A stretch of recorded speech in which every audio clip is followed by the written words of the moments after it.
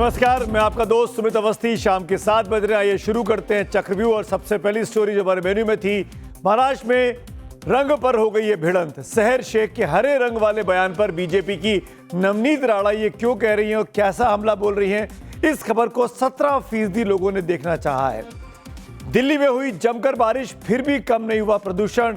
Pollution ने लगा दिया है देश की ग्लोबल साख पर बट्टा। इस खबर के बारे में 18% लोग जानना चाहते हैं। और खामेनाई ने किसको दिए डोनाल्ड ट्रंप की सुपारी, ये स्टोरी हम आपको 7:28 पर दिखाएंगे। दूसरे नंबर पर स्टोरी आई है, इसको 22% लोगों ने पसंद किया है, वोट दिए हैं। और पहली स्टोरी आज की क्या है, जिस खबर को सबसे ज्यादा लोग देखना चाहते हैं, वो है शंकराचार्य विवाद पर बीजेपी कैसे धर्म संकट में फंस गई है। इस खबर को 43% लोग देखना चाहते हैं। तो शुरुआत आइए इसी खबर से करते हैं। ऐसा क्या हुआ कि उत्तर प्रदेश में बीजेपी और केरल में कांग्रेस बटी बटी नजर आ रही है। आखिर किस धर्म संकट में फंस गई है बीजेपी, और केरल में कैसे कांग्रेस का शिकार, कलह का शिकार हो रही है कांग्रेस। आज चक्रव्यूह की शुरुआत इन्हीं खबरों से करते हैं।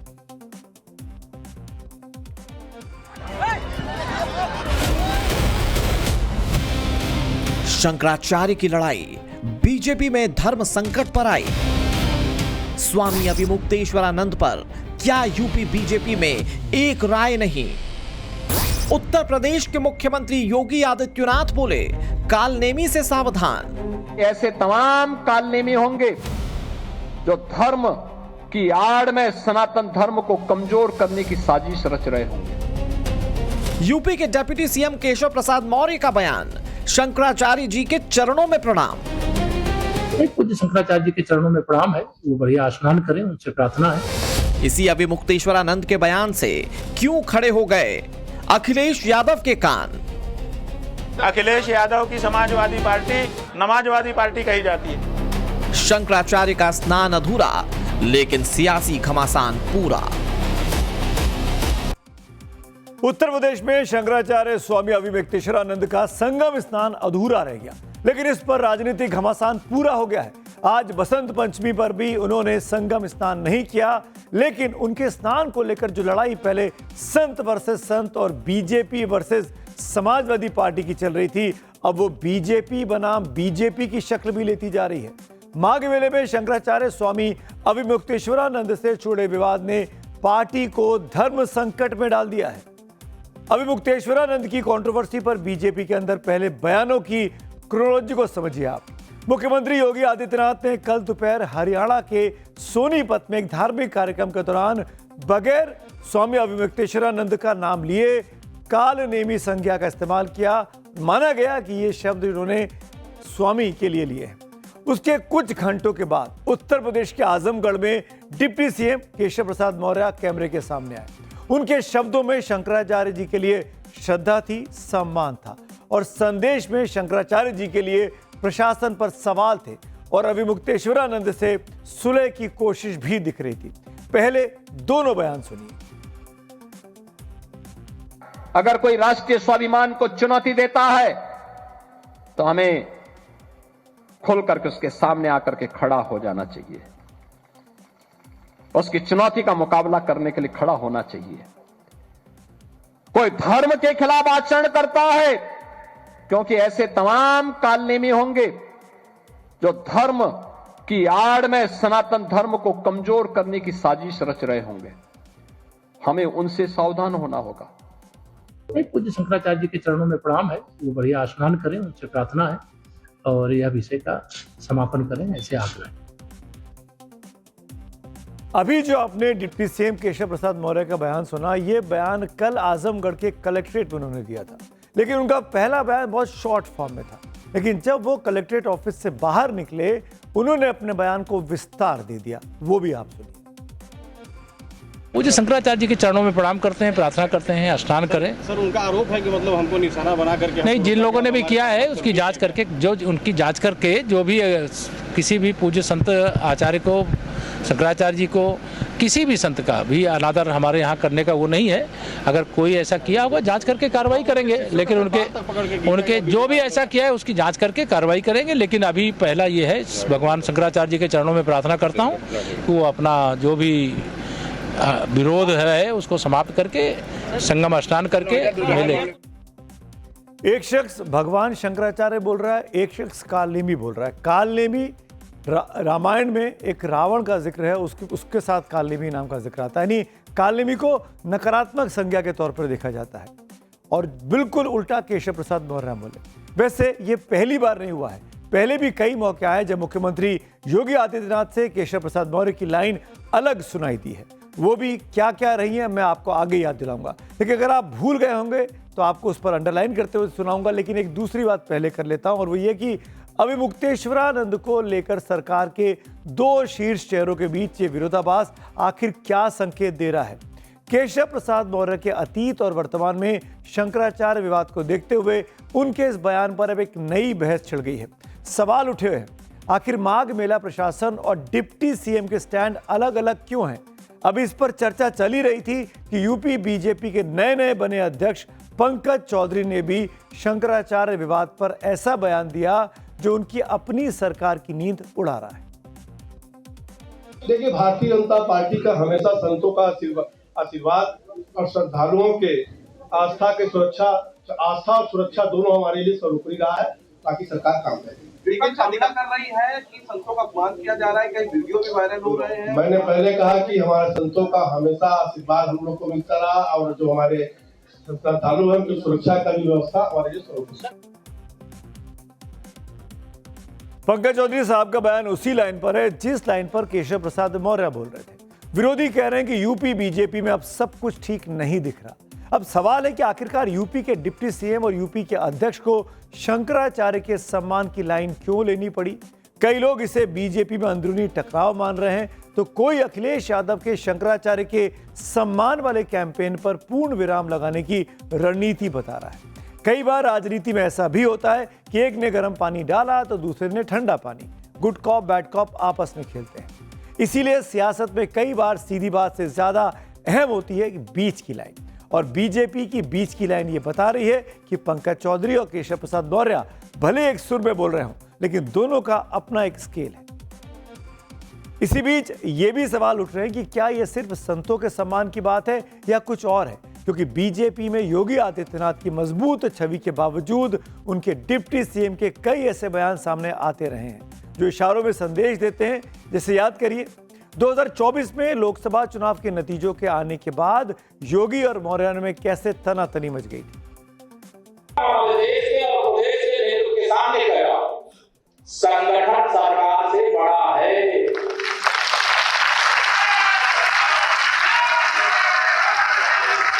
संगठन से बड़ा कोई नहीं होता है। संगठन सरकार से बड़ा है, बड़ा था, बड़ा रहेगा। संगठन बड़ा है। मौर्य का यह बयान जुलाई 2024 का है। उस वक्त बीजेपी की राज्य कार्य समिति की बैठक में केशव मौर्य ने कहा कि संगठन सरकार से बड़ा है, कोई संगठन से बड़ा नहीं है। तब उनका यह कहना योगी सरकार पर अप्रत्यक्ष हमला माना गया। खासकर 2024 के लोकसभा चुनाव में बीजेपी के पक्ष में जो परिणाम आए उसके बाद यह बयान बहुत महत्वपूर्ण हो जाता था। लेकिन तब से अब तक योगी और केशव प्रसाद मौर्य से जुड़ी कई और खबरें आई हैं, जिससे सवाल उठे कि क्या यूपी में सीएम और डिप्टी सीएम के बीच सब कुछ ठीक नहीं है। 2027 में यूपी विधानसभा चुनाव होने, बीजेपी के लिए यूपी की जीत काफी ज्यादा अहम है, क्योंकि 2027 की जीत ही 2029 के लोकसभा चुनाव में बड़ी विक्ट्री का ग्राउंड तैयार करेगी। ऐसे में सीएम योगी और डिप्टी सीएम मौर्य का एक राय होना पार्टी के लिए बहुत जरूरी हो गया है। एक राय पर याद आया कि कल तक शंकराचार्य स्वामी अभिमुक्तेश्वरानंद और समाजवादी पार्टी के लिए मुखिया अखिलेश यादव ने के सुर एक जैसे सुनाई दे रहे थे। दोनों शंकराचार्य जैसे सर्वोच्च धार्मिक पद के सम्मान की बात कर रहे थे। लेकिन अब अभिमुक्तेश्वरानंद के नए बयान के बाद मामला सनातनी से तनातनी पर आ गया है। अखिलेश यादव की समाजवादी पार्टी नमाजवादी पार्टी कही जाती है। क्यों कही जाती है? क्योंकि हिंदुओं के किसी मुद्दे पे खड़ी नहीं होती उनकी पार्टी। क्यों नहीं खड़ी होती है? क्या हिंदू वोटर नहीं है उनके? यही हमने उनको कहा कि हम तो अकेले रह जाते हैं जब हमको अपने लिए लड़ने का मौका मिलता है। अखिलेश यादव पिछले कई दिनों से शंकराचार्य के सम्मान का स्टैंड लेकर बीजेपी को घेर रहे थे और शंकराचार्य की तारीफ कर रहे थे। उनसे उन्होंने फोन पर बात भी की थी। लखनऊ में एसपी ऑफिस के बाहर पोस्टर लगाया गया। पोस्टर में लिखा गया कि शंकराचार्य का अपमान नहीं सहेगा हिंदुस्तान। इतना ही नहीं, अखिलेश ने अपनी पार्टी के सीनियर लीडर और यूपी के नेता प्रतिपक्ष माता प्रसाद पांडे को स्वामी से मिलने के लिए प्रयागराज तक भेजा। उससे पहले खुद भी शंकराचार्य से फोन पर बात की थी। वो वीडियो वायरल हुआ था, देखिए इसको जरा। समाजवादी पार्टी के अखिलेश यादव जो पीडीए की बात करते हैं, शंकराचार्य विवाद के शुरू होते ही अचानक साधु संतों के सम्मान के सबसे बड़े पैरोकार बन गए। सॉफ्ट हिंदुत्व की राह पकड़ ली, बीजेपी को संत विरोधी साबित करने में लग गए। लेकिन शंकराचार्य ने अचानक उनकी पार्टी को नमाजवादी पार्टी बोलकर इस कहानी को एक नया ट्विस्ट दे दिया। पार्टी पे हमला करने से उनके कुछ सवालात जो उनसे पूछे जा रहे हैं वो ना पूछे जाएं, इतनी सी बात है।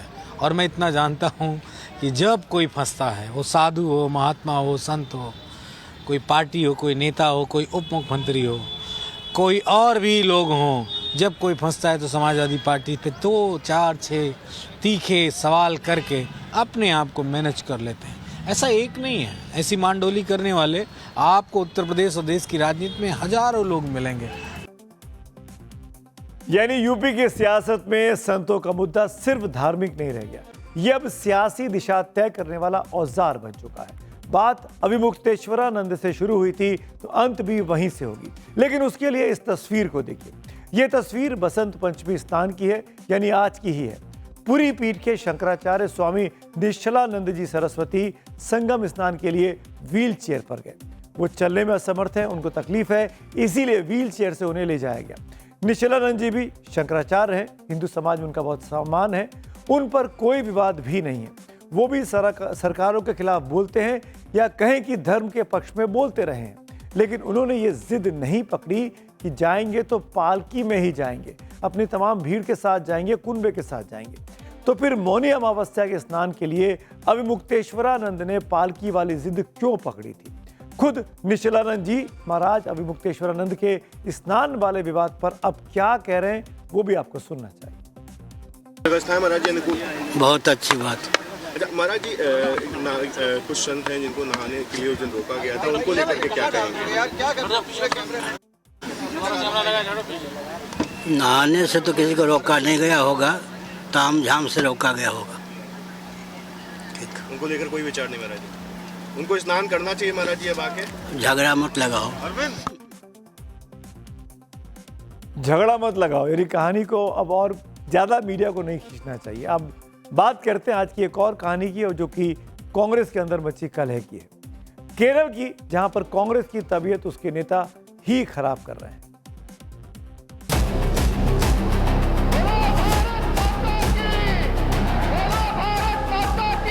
केरल पहुंचे पीएम नरेंद्र मोदी का कांग्रेस परिवार। कांग्रेस यहां केरला में भी कट्टरपंथियों को बढ़ावा दे रही है। केरल में और बढ़ी कांग्रेस थरूर वाली दरार। थरूर हो रहे कांग्रेस से दूर या कांग्रेस दिखती मजबूर? केरल पर कांग्रेस ने बुलाई मीटिंग, थरूर ने क्यों अलग राह अपनाई?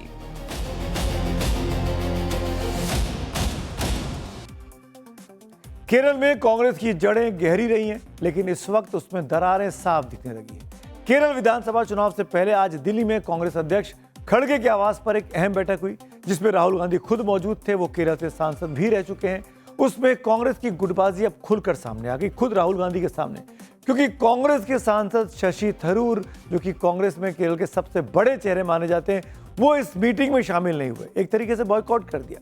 थरूर तो कांग्रेस की मीटिंग में नहीं आए। वहीं दूसरी तरफ प्रधानमंत्री नरेंद्र मोदी आज केरल में तिरुवनंतपुरम में जनसभा की और कांग्रेस पर कम्युनल होने के उन्होंने गंभीर आरोप तक लगा दिए। मैं आपको कांग्रेस से भी सावधान करने आया हूं। कांग्रेस के पास विकास का कोई एजेंडा नहीं है। कांग्रेस आज माओवादियों से ज्यादा कम्युनिस्ट और मुस्लिम लीग से भी ज्यादा कम्युनल हो गई है।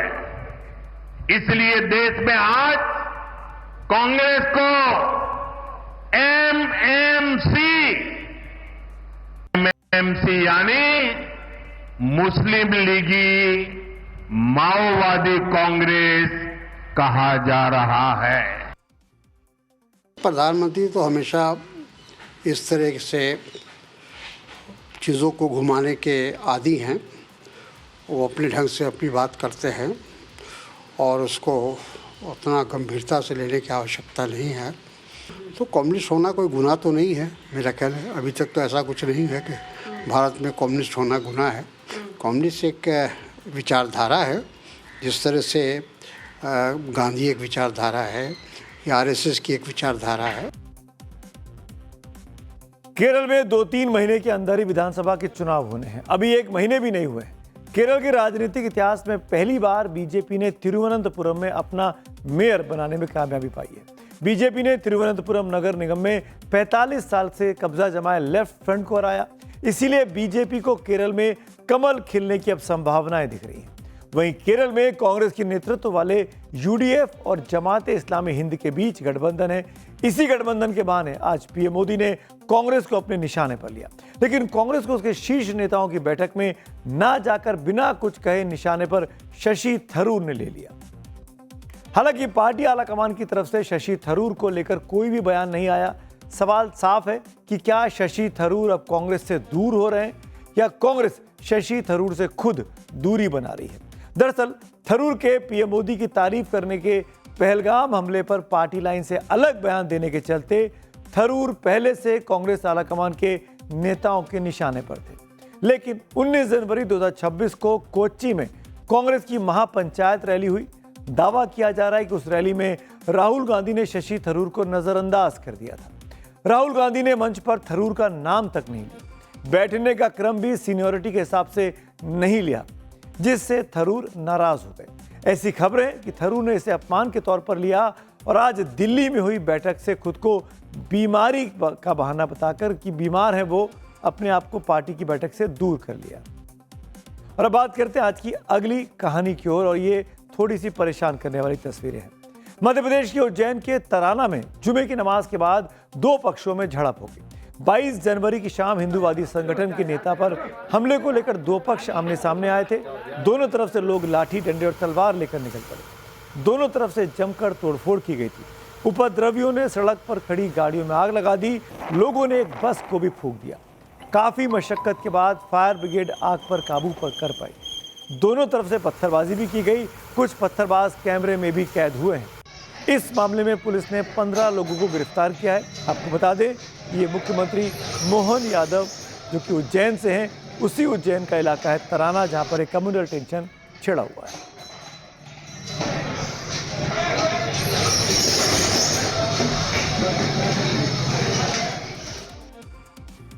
और धर्म को जब नफरत का हथियार बनाया जाता है तो उज्जैन जैसी घटना होती है। लेकिन ऐसी घटनाओं की आग में ही घी तब पड़ता है जब राजनीतिक दल अपने फायदे के लिए रंगों को भी अलग अलग धर्मों में बांट देते हैं। इसीलिए अब बात होगी हरा वर्सेस भगवा वाली सियासत की, जिसका हम बिल्कुल भी पैरोकार नहीं करते। राजनीति में रंग ऐसे ही होते हैं। मौसम चल रहा है 26 जनवरी का, तिरंगे का, और तिरंगे के वक्त में कैसे देश को एकजुट होना चाहिए, तीनों रंगों की बात करनी चाहिए। लेकिन यहाँ तो हरा और भगवा की लड़ाई चल रही है। बात ये महाराष्ट्र की, हरा बनाम भगवा हो गया झगड़ा तेज।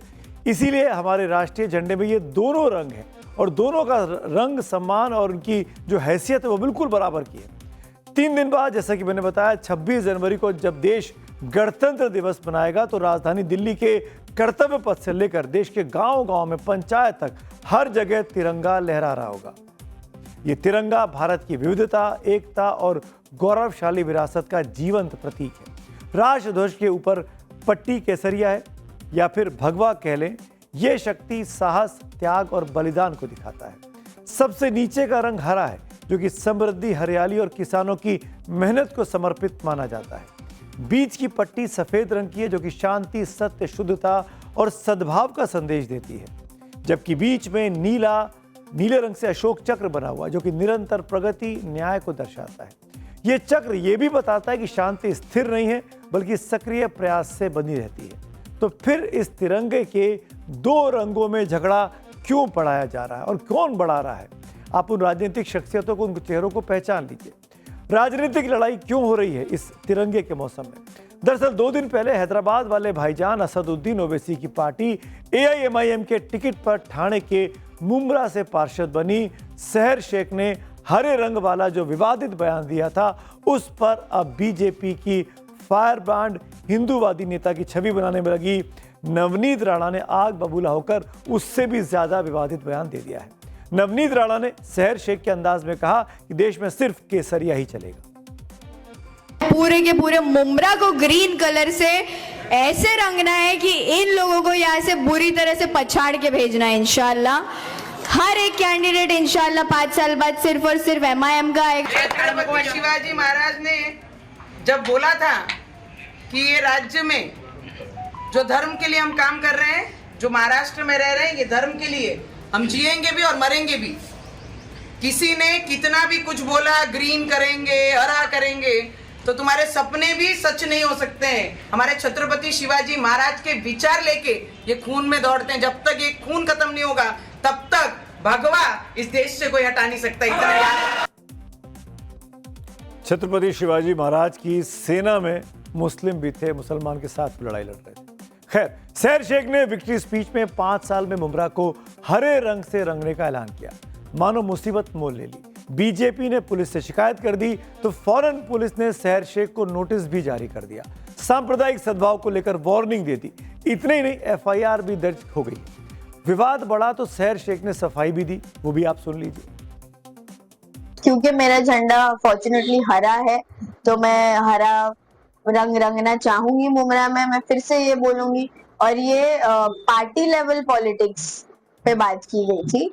अब इसको ऑपोजिशन ने रिलीजियस पॉलिटिक्स जो वो खेलते हैं ना, उन्होंने इसको कम्युनल पॉलिटिक्स बना दिया। ये किसी कम्युनिटी से कोई कलर का लेना देना नहीं है। तो सहर शेख ने अपनी सफाई दे दी कि वो उन्होंने क्यों हरा कहा। ऐसे में अब सवाल तो नवनीत राणा और महाराष्ट्र की पुलिस से भी पूछा जाना चाहिए। अगर हरे रंग के बयान पर पुलिस सांप्रदायिक सद्भाव के मामले पर नोटिस भेज सकती है, FIR दर्ज कर सकती है, तो लगभग वैसा ही बयान तो नवनीत राणा ने दिया। तो क्या उन पर कार्रवाई नहीं होनी चाहिए कानूनी तौर पर? यही सवाल AIMIM के साथ अब कांग्रेस भी पूछ रही है। ऐसे हिसाब से तो बीजेपी वालों के ऊपर तो हजारों के ऊपर FIR हो जाने चाहिए।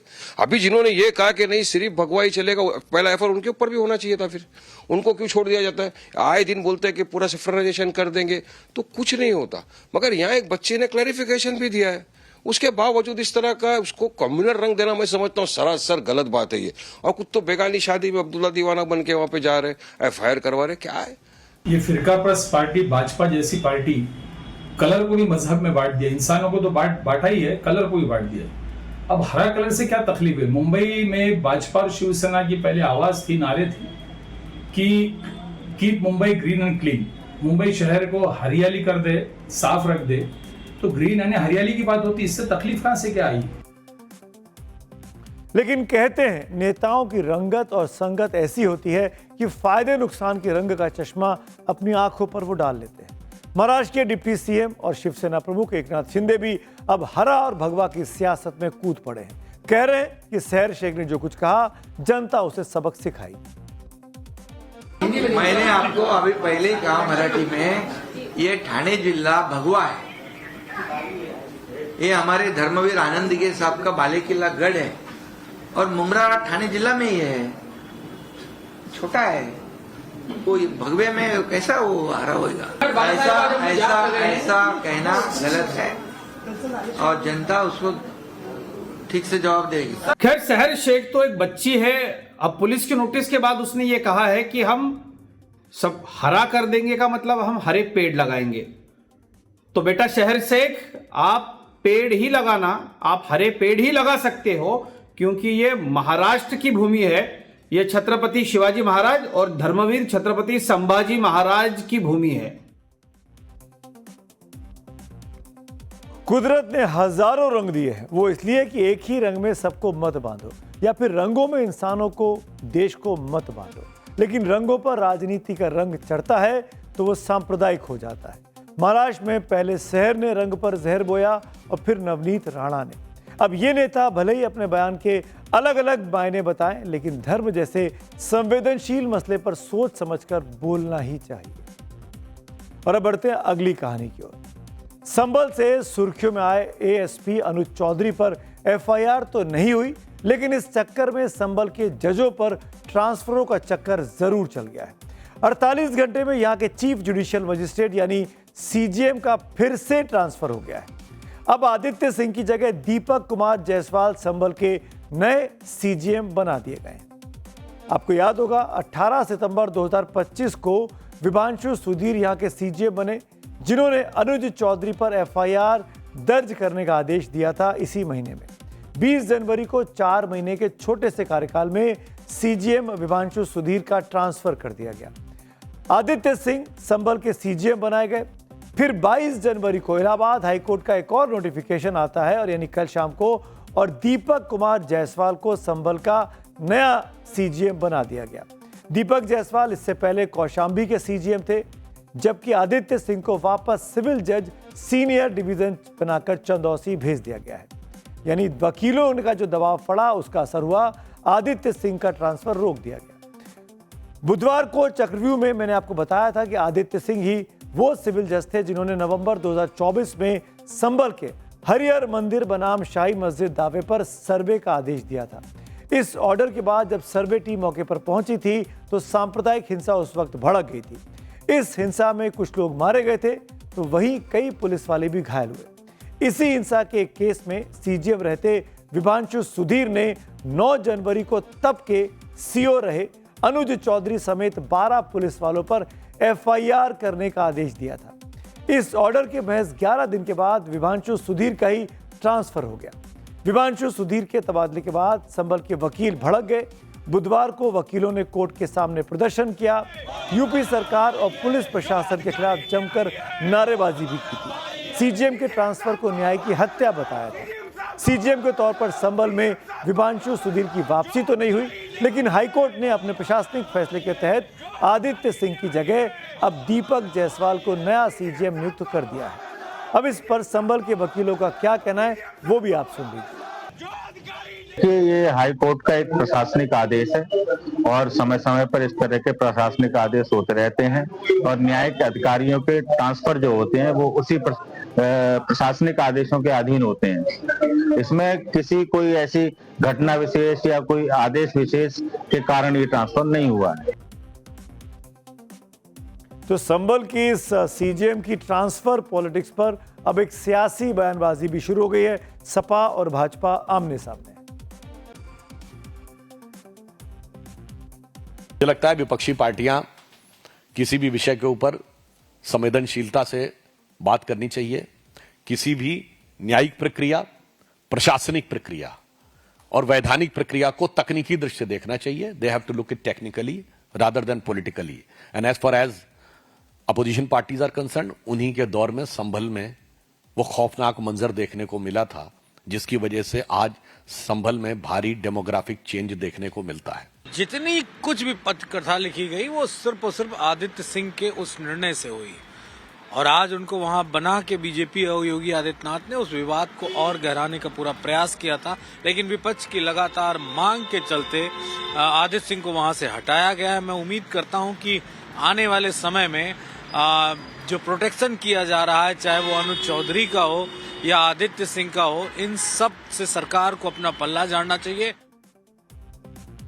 समाजवादी पार्टी के नेता मनोज यादव संभल के सीओ रहे अनुज चौधरी को सरकारी प्रोटेक्शन का सवाल इसलिए उठा रहे हैं कि संभल के सीजेएम कोर्ट ने 9 जनवरी को जिस न्यायिक आदेश में अनुज चौधरी समेत 12 पुलिस वालों पर एफआईआर का आदेश दिया था, उस ऑर्डर का क्या हुआ। क्योंकि जुरिस्प्रूडेंस में किस जज ने आदेश दिया था ये मायने नहीं रखता, वो जज अब सीजेएम है या कोई और ये भी मायने नहीं रखता, जब तक कोई ऊपरी अदालत लोअर कोर्ट के न्यायिक आदेश पर स्टे न लगा दे, तब तक पुराना आदेश ही मान्य रहता है। एफआईआर दर्ज करने की डेडलाइन खत्म हो चुकी है। दावा तो यह किया जा रहा था कि सीजेएम कोर्ट के आदेश के खिलाफ यूपी सरकार और पुलिस की ओर से हाई कोर्ट में 22 जनवरी के पहले अपील दायर कर दी जाएगी। कल अपील फाइल नहीं हुई। इस अपील को लेकर कहां पेच फंसा है, इस पर बात करने के लिए अब कोई भी तैयार नहीं दिख रहा।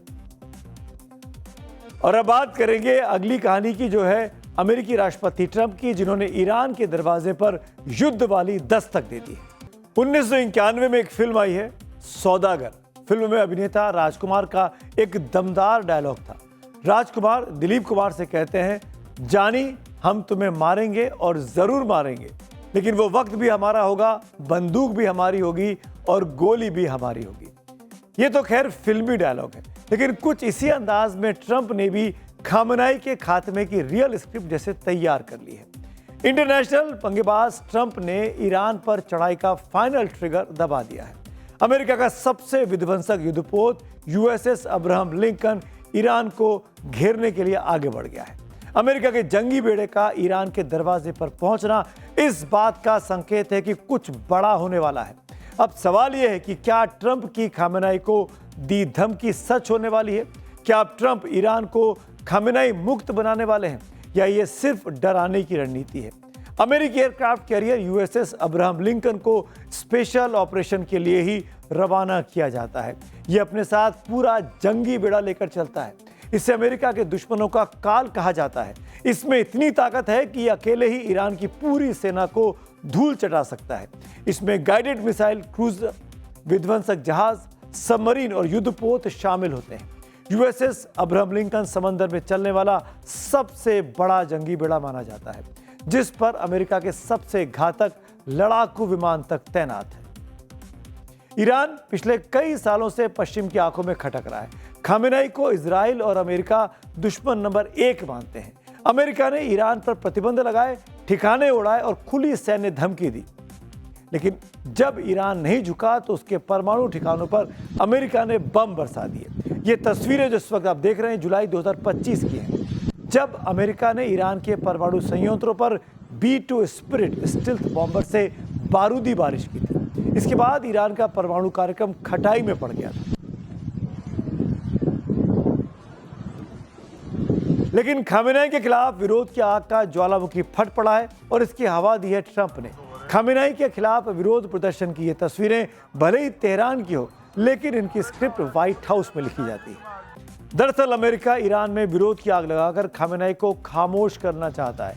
कभी खबर आई खामेनेई डर से भाग गए, कभी खबर आई खामेनेई ने बंकर में पनाह ले ली, कभी खबर आई अमेरिका को खामेनेई की लोकेशन मिल चुकी है, लेकिन अब तक खामेनेई अमेरिका की पहुंच से बाहर दिखे। तेहरान से भी प्रोटेस्ट की तस्वीरें आना फिलहाल बंद हो गई हैं। करीब 3 हफ्ते तक हजारों लोग सड़कों पर रहे, जो सत्ता परिवर्तन की मांग कर रहे थे। ईरान के सुप्रीम लीडर खामेनेई के नेतृत्व वाले शासन ने काफी जद्दोजहद के बाद इस विरोध को दबाया है, जिससे ट्रंप का गेम प्लान खटाई में पड़ता दिखता है। लिहाजा अब खामेनेई के खिलाफ अमेरिका ने अपना सबसे बड़ा बाहुबली मैदान में उतार दिया है। मैदान कहिए या समंदर कहिए, अमेरिका हमला करेगा या नहीं करेगा, कभी करेगा या बाद में करेगा, इस पर एक्सपर्ट्स की अलग अलग राय है। लेकिन अमेरिकी युद्धपोत कोई एंट्री ने मिडिल ईस्ट में तनाव को बढ़ा दिया है। इससे इजराइल भी वॉर मोड में चला गया है। जानकारों का मानना है कि अगर अमेरिका ने हमला किया तो ईरान सीधे अमेरिका से लड़ने की बजाय मिसाइलों का मुंह इजराइल की तरफ मोड़ सकता है। हमास और हिजबुल्लाह के कंधे से इजराइल को निशाना बना सकता है। इजराइल डिफेंस फोर्सेस के chief of staff lieutenant general Eyal Zamir ने कहा कि सेना किसी भी खतरे का सामना करने के लिए तैयार है। इजरायली अखबार द टाइम्स ऑफ इजराइल के मुताबिक इजरायली सेना इस वक्त हाई अलर्ट पर है। ईरान के ऊपर युद्ध का खतरा लगातार बढ़ता चला जा रहा है और ऐसा लगता है किसी भी समय ये युद्ध हो सकता है, मगर इसमें कुछ अड़चनें भी हैं जिसके कारण ये अभी तक शुरू नहीं हो पा रहा। पहली अड़चन तो ये है कि इजराइल स्वयं नहीं चाहता कि अभी हो, वो पूरी तरीके से मिलिट्रीली तैयार नहीं है। कहा जाता है कि पिछले युद्ध में जो हुआ था ईरान और इजराइल के बीच में, उसमें उसका काफ़ी वेपन सिस्टम डिस्ट्रॉय हो गया है। इस कारणवश वो अभी समय चाहता है। एक तरफ ईरान के ऊपर ट्रंप के विरोध का बम फटने की चर्चा है, तो दूसरी तरफ खबर यह भी है कि किसी ने ट्रंप को मारने की सुपारी दे दी है। लेकिन सवाल यह है कि ट्रंप की जान के पीछे कौन पड़ा है और क्यों पड़ा है, वैसे तो उनकी जुबानी जंग दुनिया से चल रही है। टैरिफ को हथियार बनाकर ट्रंप खूब हमला कर रहे थे, लेकिन अब बात टैरिफ से आगे निकलती दिख रही है। ट्रंप की सुरक्षा पर सवाल उठ रहे हैं। दावोस जाने से पहले ट्रंप ने एक इंटरव्यू में ईरान को धमकी देते हुए कहा था कि अगर ईरान ने उन पर कोई हमला कराया या उनकी हत्या की साजिश रची गई तो अमेरिका ईरान को दुनिया के नक्शे से मिटा देगा। दरअसल कुछ दिन पहले ही ईरान के सरकारी चैनल ने डोनाल्ड ट्रंप को जान से मारने की सीधी धमकी देते हुए कहा था, इस बार गोली नहीं चुकेगी। अमेरिका के राष्ट्रपति को दुनिया का सबसे ताकतवर शख्स माना जाता है। ऐसे में सवाल यह है कि आखिर ट्रंप ने इतनी बड़ी बात क्यों कही? क्या अमेरिकी खुफिया विभाग को ट्रंप की हत्या की साजिश का कोई इनपुट मिला है? क्या खामेनेई ने ट्रंप की हत्या की साजिश रची है? दरअसल ट्रंप लगातार ईरान पर हमले की धमकी दे रहे हैं। खामेनेई को सत्ता से हटाने का बिगुल ट्रंप ने ही फूंका है। क्या यही वजह है कि खामेनेई ने ट्रंप की हत्या की सुपारी दे दी है? यही अटकलें चल रही है। दरअसल खामेनेई ईरान में उनके खिलाफ चल रहे विरोध प्रदर्शन को दबाने के लिए कुछ भी करने के लिए इस वक्त आमादा है। दुनिया जानती है कि अमेरिका ईरानी प्रदर्शनकारियों के साथ खड़ा है। वजह जो भी हो, लेकिन ट्रंप डरे डरे से तो दिखते हैं। इसके सबूत अब आपको दिखाता हूं। कारों का काफिला, ये वो तस्वीरें हैं जब ट्रंप डावोस पहुंचे। अपने विमान से उतरकर जिस कार में ट्रंप सवार हुए वो बॉम्ब प्रूफ नई कार थी। ये कार अभेद किले की तरह है। इस पर बम बारूद का कोई असर नहीं पड़ता है। मिसाइल अटैक की स्थिति भी कार में बैठा शख्स महफूज रहता है। दरअसल डावोस में ट्रंप की कार बदल दी गई थी। हालांकि अमेरिकी सीक्रेट सर्विस जो ट्रंप को सुरक्षा देती है उसके मुताबिक ये रूटीन अपग्रेड है, लेकिन इसके पीछे उनकी सुरक्षा का हवाला भी दिया गया। इससे पहले जिस एयरफोर्स वन विमान से ट्रंप डावोस के लिए निकले थे उसमें टेक्निकल इशू आने के बाद ट्रंप को दूसरे विमान से यात्रा करनी पड़ी थी। एक साथ ये दोनों इत्तेफाक पर सवाल उठने लाजमी है, क्योंकि ट्रंप पिछले कुछ दिनों से अपनी धमकी वाले बयानों के सुर्खियों में बने हुए हैं। और अब बात करते हैं आज की अगली कहानी की ओर, जो कि और भी महत्वपूर्ण कहानी है क्योंकि इसमें भारत जुड़ा हुआ है। बात प्रदूषण की, जो लोगों की जान ले रहा है। देश का मान भी इससे प्रदूषित हो रहा है।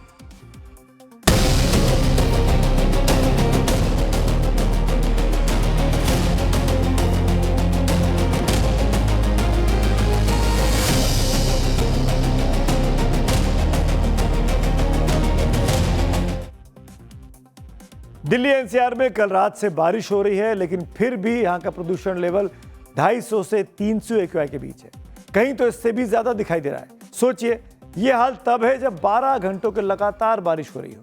वैसे तो साफ हवा और पानी जैसी बुनियादी जरूरतें सरकारों की भी जिम्मेदारी है।